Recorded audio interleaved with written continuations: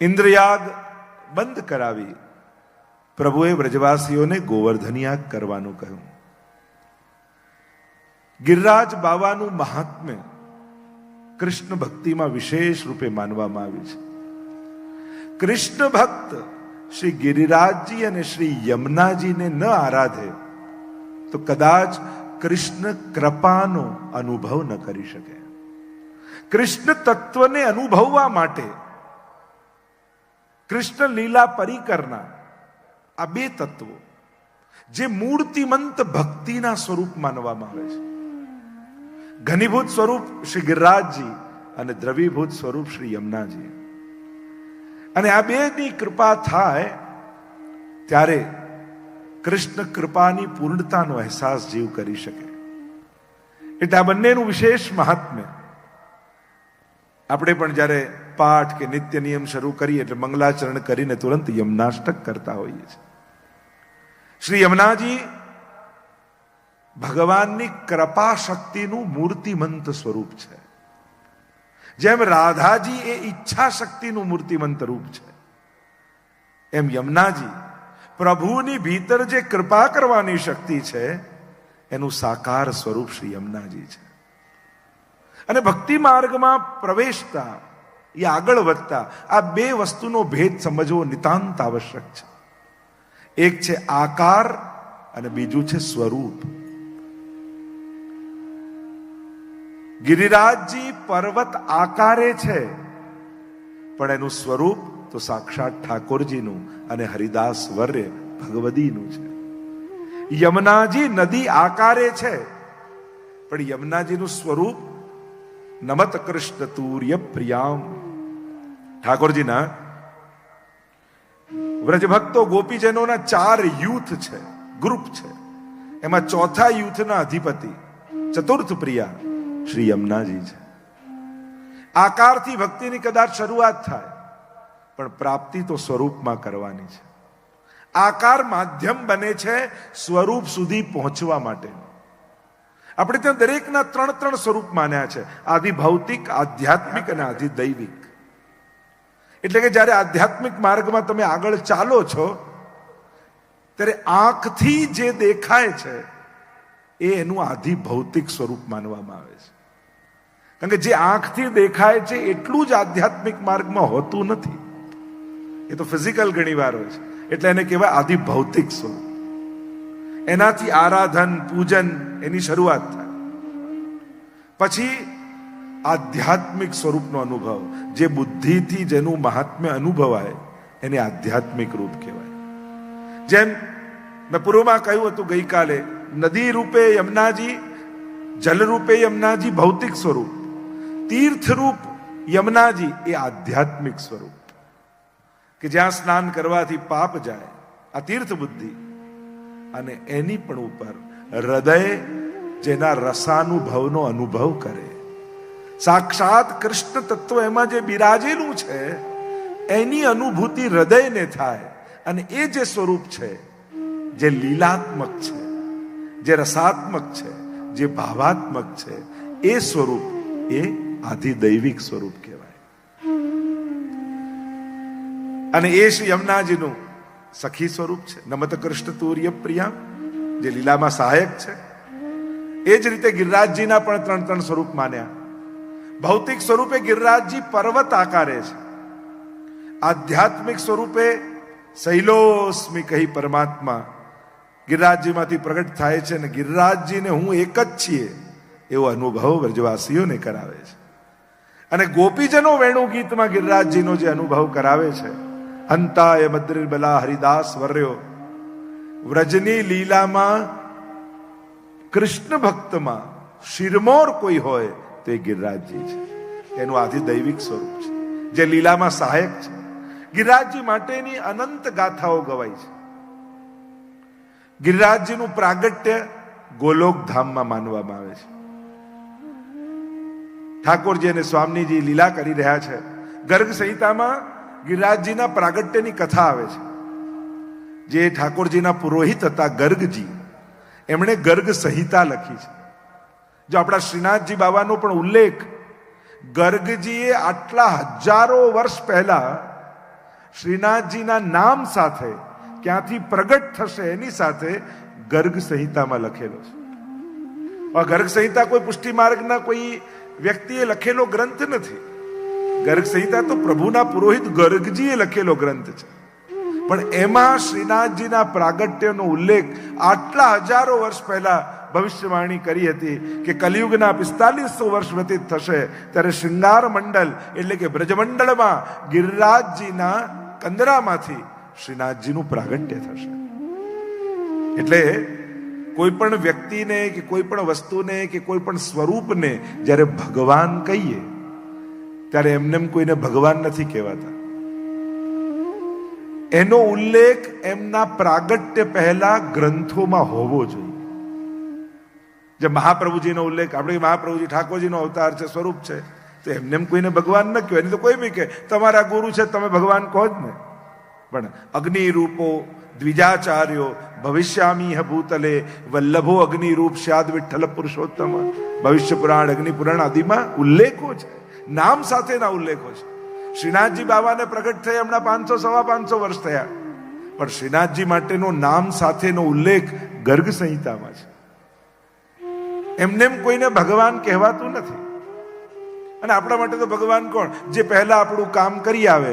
મારી તો શ્રદ્ધા એવી બેસી ગઈ, મારા તો આ જ ભગવાન છે. તમારે કામવાળો જોઈએ છે કે ભગવાન જોઈએ છે?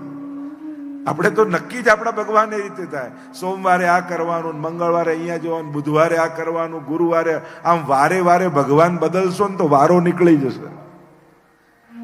33 કોટી છે, બધાના ફોટા લગાવવા જઈએ તો કયો કલર કર્યો છે દિવાલમાં એ ખબર નહીં પડે. અને એટલા માટે એકમાં નિષ્ઠા એવી કરવી કે બધા જ પ્રસન્ન થઈ જાય. મૂળમાં પાણી નાખીએ તો કેવા બધા પત્તાઓ લીલા થઈ જાય. એમ ભક્તિમાં વિસ્તારની મહત્તા નથી, ઊંડાણની મહત્તા છે. આપણે વિસ્તાર વધારવાની કોશિશ કરીએ. જેનો ફોટો મળે, જે મળે બધું. ઘણી વાર તો ઘણાના મંદિર તો પેલી ભરેલી બસ હોય ને અમદાવાદની, એવા મંદિરો હોય છે. થોડું હલાવો ને તો 2-4 દેવતાઓ તો એમને ઢળી પડે બિચારા. મૂળ વાત એ છે. અને પછી ડર લાગે, હવે સોમવારે આ નહીં કરીએ તો આ નારાજ થઈ જશે, મંગળવારે આનું નહીં કરીએ તો આ ખીજાઈ જશે, બુધવાર મંદિરે જતા બીક લાગે એવો માહોલ લોકો કરી નાખે છે. શાસ્ત્ર તો એમ કહે છે 10 જગ્યાએ 10-10 ફૂટ ખાડો ખોદો તો પાણી નહીં નીકળે, એક જગ્યાએ 100 ફૂટ ખાડો ખોદશો તો પાણી નીકળશે. એમ જ મૂળમાં પાણી નાખશો તો બધું લીલું થઈ જશે. આને ખોટું લાગે, આ તો બધું માણસોમાં હોય, દેવતાઓને ભગવાનમાં ન હોય. ભગવાનને ભજો છો ને તો બધા દેવતાઓ આવીને તમને આશીર્વાદ આપે છે. જેના ઘરે ઠાકોરજી બિરાજે છે એને રોજ 33 કોટી દેવતાઓ આવીને સવારે મંગળા સમયે આશીર્વાદ આપીને જાય છે. અને હું નથી કહેતો દેવકીજીના ગર્ભમાં પરમાત્મા આવ્યા તો બધા દેવતાઓ આવી ગયા કે આના ગર્ભમાં ભગવાન છે, અને દેવતાઓએ સ્તુતિ કરી છે, પુષ્પ વર્ષા કરી છે, દેવકીજીને આશીર્વાદ આપ્યા. સત્યવ્રતમ સત્ય પરમ ત્રિસત્યમ સત્યસ્ય યોનિ નિહિતમ ચ સત્ય. સ્તુતિ કરી છે. જેના ઘરે ભગવાન બિરાજતા હોય એના પર બધા દેવતાઓના આશીર્વાદ મળતા હોય છે. શાસ્ત્ર કહે છે ને, આકાશાત પતિતોયમ યથા ગચ્છતિ સાગરમ સર્વદેવ નમસ્કાર કેશવમ પ્રતિ ગચ્છતિ. આકાશમાંથી પડતું જળ નદી નાળા બધે વાટે સમુદ્રમાં જાય, એમ કોઈને પણ કરેલા નમસ્કાર ભગવાન તરફ જાય છે. એટલે જે મૂળ વાત આપણે ચર્ચા કરી રહ્યા હતા, આકાર અને સ્વરૂપનો ભેદ. આકારથી ભક્તિની શરૂઆત થાય અને સ્વરૂપમાં પ્રાપ્તિ થાય. તો ગિરિરાજ બાબાનું ગર્ગ સંહિતામાં ગિરિરાજ ખંડ, આખો ગ્રંથમાં એક સ્પેશિયલ વિશેષ ભાગ આપ્યો છે, ગિરિરાજ ખંડ. અને એમાં ગિરિરાજજીના પ્રાગટ્યની કથા કરી. ઠાકોરજી અને સ્વામીજી નિત્ય લીલામાં વિહાર કરી રહ્યા છે, અને ત્યારે સ્વામીજીએ વિનંતી કરી કે પ્રભુ કોઈ એવું એક સુંદર સ્થાન બનાવો, સુંદર કંદરાઓ હોય, ઝરણા હોય, લતાપતા હોય, અને ત્યાં આપણે એકાંતિક વિહાર કરીએ. એ જ સમયે ઠાકોરજીના હૃદયમાંથી તેજ પુંજ નીકળ્યું, 100 યોજન ઉપર ગયું. પ્રભુએ હાથ મૂક્યો અને 100 શિખર વાળા ગિરિરાજજીનું પ્રાગટ્ય ગોલોકધામમાં થયું. એટલે જ ગોલોકધામમાં ગિરિરાજજીનું નામ છે શતશૃંગ, અને યમુનાજીનું નામ છે વીરજા. એમ ગર્ગ સંહિતામાં ઉલ્લેખ છે. એટલે યમુનાજી અને ગિરિરાજજીના આરાધન કોઈ આપણે પુષ્ટિ માર્ગમાં શરૂ નથી કર્યા. ગર્ગ સંહિતામાં ગર્ગજી આખી એની તમે યમુના શાસ્ત્ર નામ, યમુના કવચ, યમુના પટલ આજે પાઠ કરો છો, બધા ગર્ગ સંહિતામાં ઉલ્લેખ છે. યમુનાજીનું મહાત્મ્ય તો અનાદિ છે, પણ આધ્યાત્મિક સ્વરૂપ સુધીનું મહાત્મ્ય હતું. આધિદૈવિક સ્વરૂપ શ્રી મહાપ્રભુજીએ બતાવ્યું. યમનાષ્ટક તો શંકરાચાર્યથી લઈને અનેક આચાર્યો યમનાષ્ટક લખેલા છે, પણ એ બધા આધ્યાત્મિક સ્વરૂપ સુધીના છે. શ્રી મહાપ્રભુજી આધિદૈવિક સ્વરૂપનું આરાધન બતાવ્યું કે જે સખી સ્વરૂપે બ્રજમાં પ્રગટ થયા છે. એટલે જ યમુનાજી માટે 3 તિથિઓ પ્રસિદ્ધ છે. આ 3 તિથિ, એક ચૈત્ર સુધી છઠ, જે યમુનાજીનો પ્રાગટ્ય દિવસ આપણે કહીએ છીએ. બીજું ઠકરાણી ત્રીજ, જે દિવસે યમનાષ્ટકનું પ્રાગટ્ય ગોકુલમાં શ્રી મહાપ્રભુજીના મુખારવિંદથી થયું. સાક્ષાત શ્રી યમુનાજી પ્રગટ સ્વરૂપે ત્યાં પ્રગટ થયા. કારણ કે મહાપ્રભુજી જ્યારે વ્રજના બધા સ્થળોને પ્રગટ કરી રહ્યા હતા અને યમુનાજીના ઘાટ પર આવીને શંકા પ્રગટ કરી, આમાં ગોવિંદ ઘાટ કયો અને ઠકરાણી ઘાટ કયો? કારણ કે આ બધું તો વિસરાઈ ગયું હતું ને, હજારો વર્ષ થઈ ગયા હતા. આજે આપણે જે ઘાટ ને કુંડ ને વન જોઈએ છે એ બધું તો ભૂલાઈ ગયું હતું. લીલા હોતી જૂની, નાતર લીલા હોતી જૂની, જો પે શ્રી વલ્લભ પ્રગટ ન હોતે વસુધા રહેતી સુની. જો મહાપ્રભુજી પ્રગટ ન થયા હોત તો આ કોણ લીલા ભૂમિને બતાવત? અને ત્યારે શંકા કરી, પ્રશ્ન કર્યો અને સાક્ષાત યમુનાજીના પ્રવાહમાંથી 16 વર્ષ યુવતી સ્વરૂપ શ્રી યમુનાજી હાથમાં કમળની માળા લઈને પધાર્યા. બતાવ્યું આ ગોવિંદ ઘાટ, આ ઠકરાણી ઘાટ. અને ત્યારે એ સ્વરૂપના દર્શન કર્યા મહાપ્રભુજીએ, અને મહાપ્રભુજીના મુખમાંથી યમનાષ્ટકનું પ્રાગટ્ય થયું. અને ત્રીજી તિથિ યમુનાજી માટે પ્રસિદ્ધ છે, અને એ છે ભાઈ બીજ.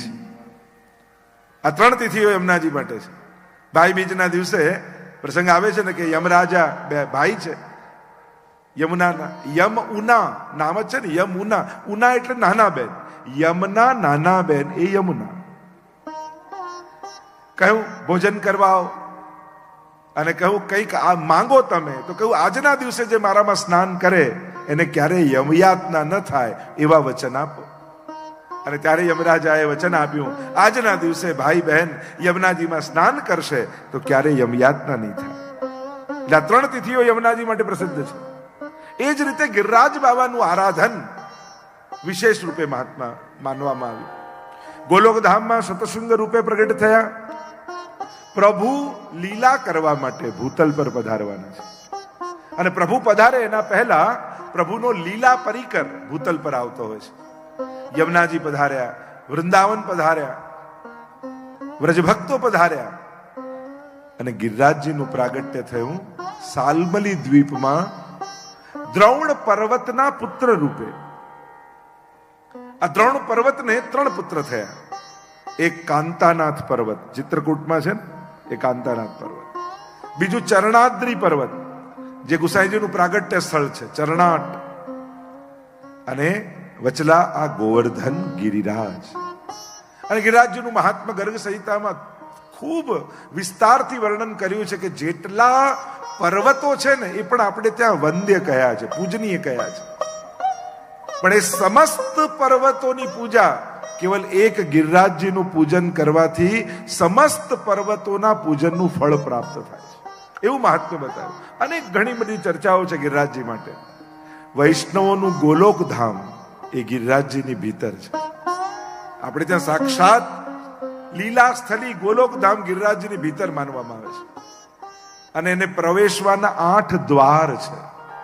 અને આપણા અષ્ટસખા છે ને, જો અહીંયા ચિત્રો આગળ છે, એ અષ્ટસખા આ 8 દ્વારના મુખિયા છે. અને ગિરિરાજજીની ભીતર એક જ દિવસમાં 6 ઋતુ અને પ્રભુની 12 નિકુંજની લીલાઓ ચાલે છે. એનું વર્ણન ખટઋતુની વાર્તામાં ચતુર્ભુજ દાસજીએ બતાવ્યું. ચર્ચાઓ ઘણી છે. ગિરિરાજજીના પૂજનનો પ્રકાર, ગિરિરાજજીની પરિક્રમાનો પ્રકાર, આ બધાની એક વિધાન છે, વિધિ છે. અને વિધિપૂર્વક જ આરાધન કરવું જોઈએ. કોઈ પણ વસ્તુની એક વિશેષ વિધિ હોય છે. અને ગીતાજીમાં ભગવાન સ્પષ્ટ આજ્ઞા કરે છે, યહ શાસ્ત્ર વિધિ મુત્સૃજ્ય વર્તતે કામકારત ન સિદ્ધિ વાપનોતિ ન સુખમ ન પરામ ગતિ. શાસ્ત્ર વિધિને છોડી જે મનોકલ્પિત રીતે ભજે છે, ન એને સુખ મળે, ન એને પરમ ગતિ મળે, ને શાંતિ મળે. એટલે આધ્યાત્મિક માર્ગમાં જેટલી પ્રીતિની મહત્તા છે એટલી જ રીતિની પણ મહત્તા છે. ભાવના ભૂખ્યા એમ કરીને બધી રીત ભાત વિધાન બધું મૂકી નહીં દેવું. દરેકની એક વિધાન છે અને એનું જે વિધાન હોય એ જ પ્રકારે એનું આરાધન કરવું જોઈએ, મનોકલ્પિત રીતે નહીં. અને એમાં પણ જે દેવતાને ભજતા હો એનું જે વિધાન હોય એનું એ રીતે જ કરાય. હવે પ્રભુને તમે ઠાકોરજીને પલ્લામાં પધરાવો ને પલ્લા ઝુલાવો તો બરાબર છે. મહાદેવજીને પલ્લામાં પધરાઈને ઝુલાવ તો એ ગભરાઈ જાય કે મારી જોડે કરે છે શું, હું તો અજન્મા છું, અમર છું, અને આ મને ઘોડિયામાં પધરાવીને ક્યાં ઝુલાવે છે. તો આ અપરાધ છે. જેની જે વિધાન હોય એ જ પ્રકારે એનું આરાધન થાય. માતાજીનો પ્રકાર છે પૂજનનો, મહાદેવજીનો પ્રકાર છે, ઠાકોરજીનો પ્રકાર છે, ગણપતિનો પ્રકાર છે, જે પંચદેવનું આખું એક વિધાન છે. અને એ જ પ્રકારે એમનું આરાધન કરવું જોઈએ. તમને કોઈ વસ્તુ ગમે કે ના ઠાકોરજીમાં અમને આ હિંડોળો બહુ ગમે, એટલે ગમે તેના હિંડોળા ન કરાય, ગમે તેના 56 ભોગ ન કરાય, ગમે તેના અન્નકૂટ ન કરાય, ગમે તેનો પલ્લામાં પધરાવીને નંદ મહોત્સવ ન કરાય, કારણ કે આ એમની લીલા જ નથી. આ બધા વિધાનો ક્યાંથી આવે? એમને જે લીલાઓ કરી હોય એ પ્રકારે એમનું આરાધન થતું હોય. હવે અન્નકૂટની લીલા ઠાકોરજી જોડે બરાબર છે, પણ બીજા કોઈ દેવે અન્નકૂટ કર્યો જ ન હોય તો એમને અન્નકૂટ ન કહેવાય, એને મહાભોગ કહી શકાય. દરેકના એક વિશેષ નામ છે. જો આપણા પુષ્ટિ માર્ગી પરંપરામાં તમે જોવા જાઓ તો સામગ્રીના બધા મનોરથો છે, દરેકના એક વિશેષ નામ છે. જેમ રાજભોગ, છાક, કુનવારો, અન્નકૂટ અને 56 ભોગ. સામગ્રીને લગતા વિશેષ ભોગમાં આટલા મનોરથ આપણે કરતા હોય. રોજ ઠાકોરજી આરોગે બપોરે એને કહેવાય રાજભોગ. સખાઓની સાથે જઈને વનમાં આરોગે એ કહેવાય છાક. કુંજમાં ચારે યુથના ગોપીજનો ઠાકોરજીને આરોગ આવે એને કહેવાય કુંજવારો. ગોવર્ધન યાગ સમયે ઠાકોરજીની આજ્ઞાથી વ્રજ ભક્તોએ ગિરિરાજજીને જે ભોગ ધર્યો એને કહેવાય અન્નકૂટ. અને પ્રભુના વિવાહ નક્કી થયા રાધાજી સાથે, સ્વામીજી સાથે, અને એ સમયે વૃષભાનજીએ જે સમસ્ત બ્રજમંડલને મહાભોજ આપ્યો એને કહેવાય 56 ભોગ. તો એમ સામગ્રીને લગતા જ ઉત્સવો છે, પણ એ સામગ્રીને લગતા ઉત્સવો એના વિશેષ નામથી ઓળખાય છે. તો જે મૂળ વાત હું કરી રહ્યો છું, શાસ્ત્ર વિધિની આપણે ત્યાં મહત્તા છે. અને જે પ્રકારે જેનું વિધાન બતાવવામાં આવ્યું હોય એ જ પ્રકારે એનું પૂજન કરવામાં આવે. તો જો આપણો વિષય ચાલી રહ્યો છે ગિરિરાજજીનો, તો ગિરિરાજજીની સેવાનો પ્રકાર શું છે, એના પૂજનનો પ્રકાર શું છે? એ જ ગિરિરાજજી જ્યારે તમે વ્રજમાં જાઓ ત્યારે એમ કહો છો કે મેં ગિરિરાજજીની પૂજા કરી. એ જ ગિરિરાજજી ઘરે બિરાજતા હોય તો આપણે કહીએ મેં ગિરિરાજજીની સેવા અમારા ઘરે બિરાજે છે. ત્યાં વ્રજના દેવતા છે, અમારો દેવ ગોવર્ધન નાનો. અને એટલા માટે 1604 ને 550 પૂજન કરવામાં આવે છે. એટલે જ દૂધનો અભિષેક કરવામાં આવે છે. ત્યાં અભિષેકની મહત્તા છે. ઘરે બિરાજતા હોય ઠાકોરજી, એમને દૂધનો અભિષેક નથી થતો, એમને આરોગાવાય છે, પણ ગિરિરાજજીને અભિષેક થાય છે. તો એની વિધા છે, એનું વિધાન છે. એ જ રીતે યમુનાજીનું પૂજન કરવા જાઓ ત્યારે પણ એનું પૂજનનો પ્રકાર છે. આમ જે ચર્ચા આપણે કરી રહ્યા છે, શ્રી ગિરિરાજ બાવાનું મહાત્મ્ય આપણે ત્યાં વિશેષ રૂપે બતાવ્યું. એટલે જ પરિક્રમા પણ ગિરિરાજજીની કરો છો એ પણ પૂજનનો એક અંગ છે. તમે ઘરે પણ પૂજન કર્યું હશે ને તો ભૂદેવ કહેશે હાથ આમ ગોળ ગોળ ફેરવો, પરિક્રમા પદે પદે. જે 16 સ્ટેપ પૂજાના છે એમાં એક સ્ટેપ પરિક્રમા પણ છે. એટલે ગિરિરાજજીની પરિક્રમા કરવામાં આવે છે. 7 કોષની પરિક્રમાનો પ્રકાર આપણે ત્યાં છે. ગિરિરાજજીના 5 સ્વરૂપો માનવામાં આવ્યા આપણે ત્યાં, કે જ્યારે કોઈ વૈષ્ણવ ગિરિરાજજીની પરિક્રમા કરે તો આ પાંચમાંથી કોઈ એક સ્વરૂપે ગિરિરાજજી નિશ્ચિત એમને દર્શન આપે છે. આજે પણ ગિરિરાજજીનું એક સ્વરૂપ છે ગાયનું, બીજું સ્વરૂપ છે ભુજંગ સર્પનું, ત્રીજું સ્વરૂપ છે ગોવાલનું, ચોથું સ્વરૂપ ગિરિરાજજીનું છે રત્ન જડિત ગિરિરાજજીનું રૂપનું. એમ અનેક અત્યારે વધારે ચર્ચામાં નથી જતા, 5 સ્વરૂપો ગિરિરાજજીના બતાવવામાં આવ્યા. આમાંથી કોઈ એક સ્વરૂપે નિશ્ચિત ગિરિરાજ બાબા દર્શન આપે છે. ગિરિરાજ બાબાનું મહાત્મ્ય વિશેષ રૂપે વર્ણિત કરવામાં આવ્યું. શ્રી ગિરિરાજજીના આરાધનનો ક્રમ બતાવ્યો ઠાકોરજીએ. ગોવર્ધન પૂજા કરી છે અને ઇન્દ્રને સમાચાર મળ્યા કે આ વ્રજવાસીઓએ ઇન્દ્રયાગ બંધ કરી અને કોઈ નવો ગોવર્ધન યાગ શરૂ કર્યો છે. જો ગિરિરાજજીમાં મુખારવિંદ છે, તમને વ્રજમાં બીજે ક્યાંય મુખારવિંદ નહીં જોવા મળે. વ્રજને જો એક આકાર માનો મનુષ્ય આકારે, તે વ્રજ સ્વરૂપનું મુખ એ ગિરિરાજ. આટલી વસ્તુને ભગવાનના મુખ આપણે ત્યાં માનવામાં આવે. એક યજ્ઞ કુંડ એ ભગવાનનું મુખ છે. એટલે જ્યારે યજ્ઞ કરતા હોય ત્યારે બ્રાહ્મણો કે આમ ન નાખો, આ રીતે આરોગ આવતા હોય, જમાડતા હોય, એ રીતે પધરાવવામાં આવે. તો યજ્ઞ કુંડ એ મુખ છે. બીજું કહ્યું, બ્રાહ્મણનું મુખ એ ભગવાનનું મુખ માનવામાં આવ્યું. એટલે જ આપણે ત્યાં કોઈ શુભ કાર્ય કરીએ તો બ્રહ્મ ભોજન કરવામાં આવે. બ્રાહ્મણસ્ય મુખમાસી તરજાયત, ભગવાનના મુખમાંથી પ્રગટ થયા છે અને એટલા માટે મુખનો ભાવ કરીએ છીએ. ત્રીજું, ગાયનું મુખ એ ભગવાનનું મુખ માનવામાં આવે છે. કોઈ પણ, અને વૈષ્ણવનો તો નિયમ જ હોય, રોજ ગૌગ્રાસ કાઢે, એ ગાય પણ ભગવાનનું મુખ માનવામાં આવે છે. એમ ચોથું, આ ગિરિરાજ બાબાનું મુખારવિંદ એ પણ સાક્ષાત ઠાકોરજીનું મુખારવિંદ છે. જ્યારે ગિરિરાજ બાબાને આરોગાવો છો તમે, ત્યારે સાક્ષાત પ્રભુ એ મુખારવિંદ દ્વારા અંગીકાર કરે છે. ઇન્દ્રને સમાચાર મળ્યા કે આ વ્રજવાસીઓએ ગોવર્ધન યાગ શરૂ કર્યો ને ઇન્દ્રયાગ બંધ કર્યો છે. પ્રલય કાળના વર્ષા કરતા સંવર્તક નામના મેઘોને આજ્ઞા કરી કે જાઓ સમગ્ર બ્રજને ડુબાડી દો. કાળા કાળા વાદળો ઘેરાવા લાગ્યા બ્રજમાં. મોટી મોટી શિલાઓ પડતી હોય એવી બૂંદો પડવા લાગી વર્ષાની. ગભરાયા બ્રજવાસીઓ. અરે શું થવાનું છે? પ્રલય થવાનો સમય આવ્યો. ઇન્દ્ર કોપાયમાન થયા છે, બ્રજને ડુબાડી દેશે. ભાગતા ભાગતા આવ્યા પ્રભુ પાસે. પ્રભુએ કહ્યું, ગભરાવશો નહીં. જેનું આરાધન આપણે કર્યું છે એ ગિરિરાજ બાબા આપણી રક્ષા કરશે. અને બધા જ વ્રજવાસીઓને કહ્યું, ગાયો આદિ બધી જ સામગ્રીઓને લઈ, ગાય આદિ બધા જ પશુઓને લઈ સાથે જોડી અને આવો ગિરિરાજજીની શરણમાં જઈએ. અરે બધાને લઈને ઠાકોરજી પહોંચ્યા છે ગિરિરાજજીની તળેટીમાં અને પોતાના વામ ભુજાની કનિષ્ઠા ઉપર બોલો ગોવર્ધન નાથ કી જય. ભારે વર્ષા થઈ રહી છે. ગિરિરાજ બાબાને ધારણ કર્યા છે ઠાકોરજીએ ટચલી આંગળીમાં. ચતુર્ભુજ રૂપ પ્રભુએ ધારણ કર્યું. ટચલી આંગળીમાં ગિરિરાજજીને ધારણ કર્યા. જમણા હાથમાં શંખ લીધો. શંખ એ જલનું આધિદૈવિક સ્વરૂપ છે. એટલે જેટલી વર્ષા થાય છે એ ઠાકોરજી શંખમાં શોષી લે છે. અને બીજી બે ભુજાથી શ્રી ઠાકોરજીએ વેણુનાદ કર્યો. થયું કે 7 દિવસ સુધી ભૂખ્યા તરસ્યા વ્રજવાસીઓ રહેશે કેમ? એટલે એમનું દેહભાન ભૂલાઈ જાય એટલા માટે ઠાકોરજીએ વેણુનાદ કર્યો. પહેલા તો જયારે ગિરિરાજજીએ ધારણ કર્યું ને એટલે બધા જ દોડીને લાકડી લઈને આવી ગયા વ્રજવાસીઓ.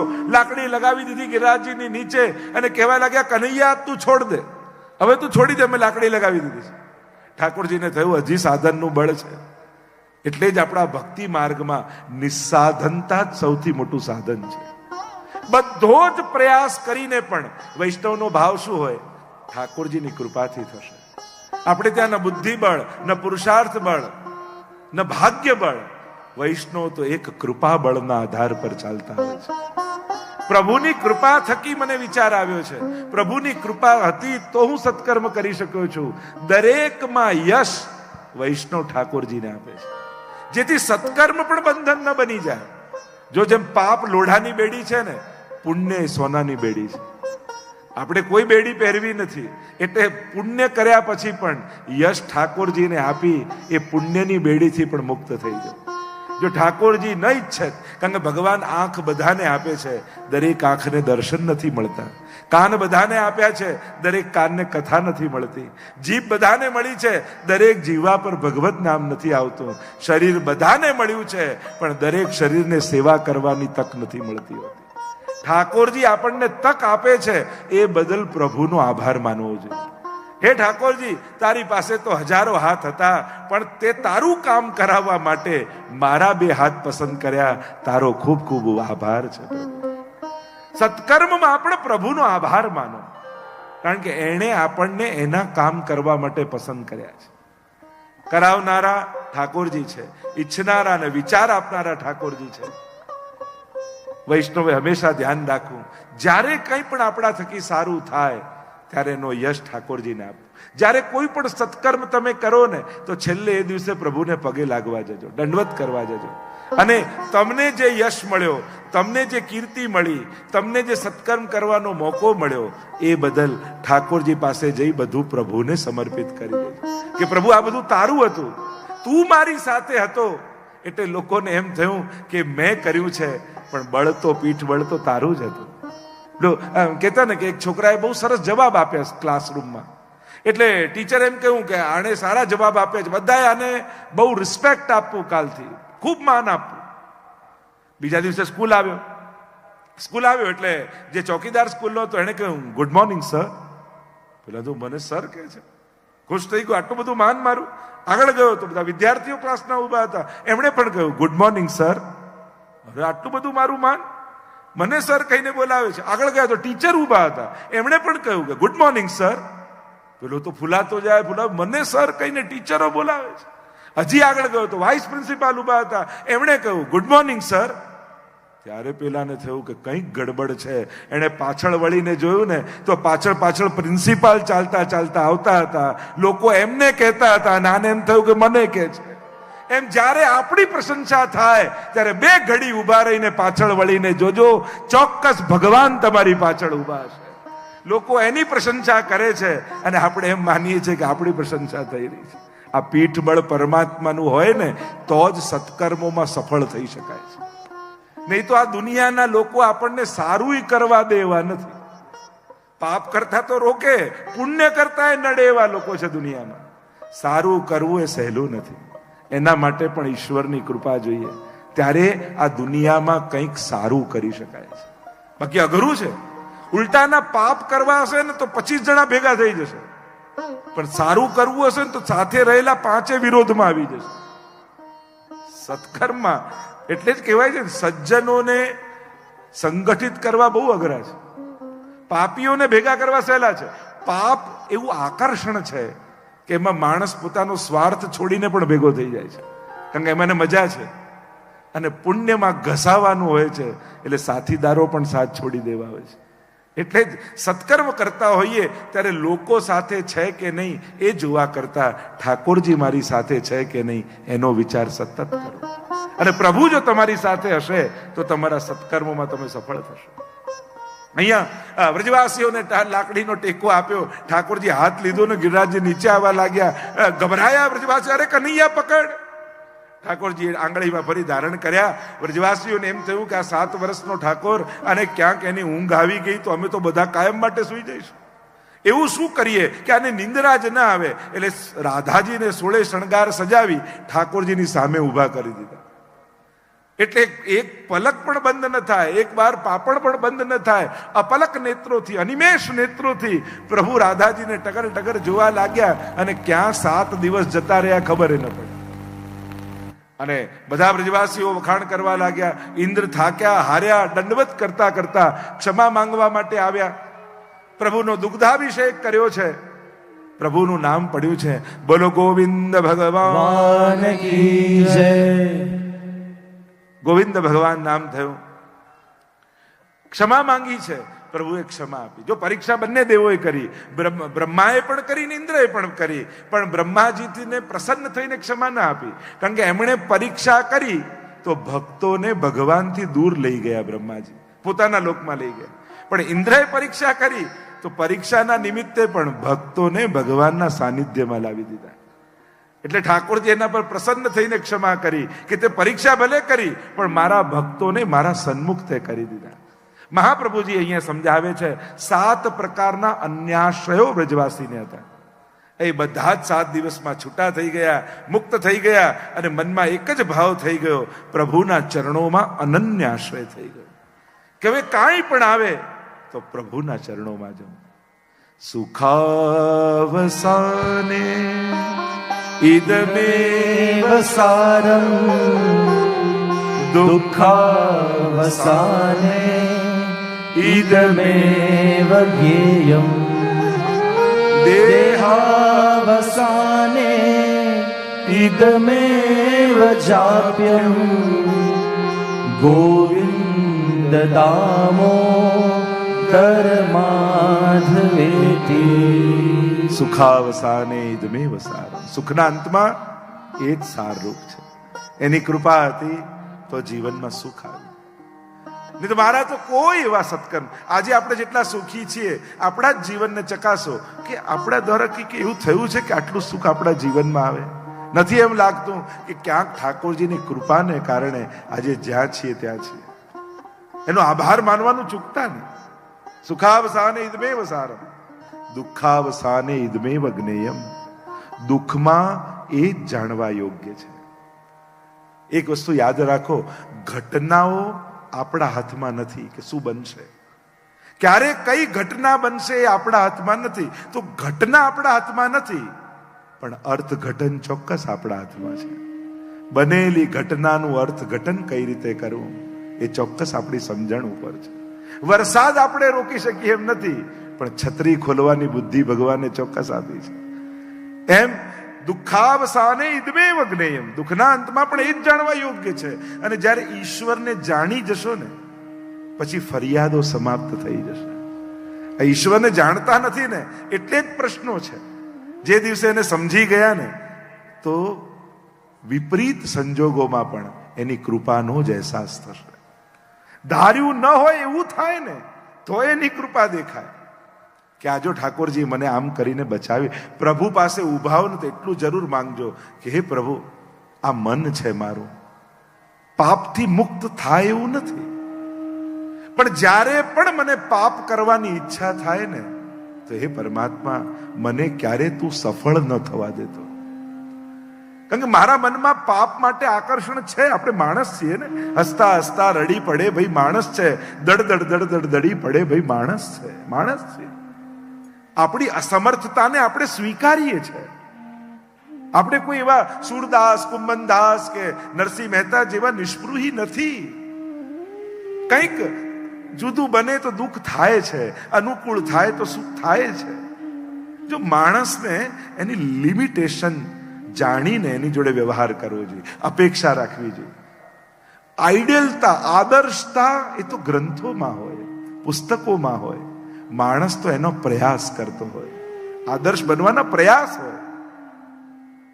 એક છોકરાને નિબંધ આપ્યો પિતા વિશે અને એને ચોપડીમાં વાંચો કે પિતાનો નિબંધ, અચ્છા પિતા આવા હોય, આ ઘરે રહે છે કોણ છે? કારણ કે પિતાના નિબંધો તો આવા જ હોય ને. સાધારણ પિતા તો માણસ છે, આવો જ હોય.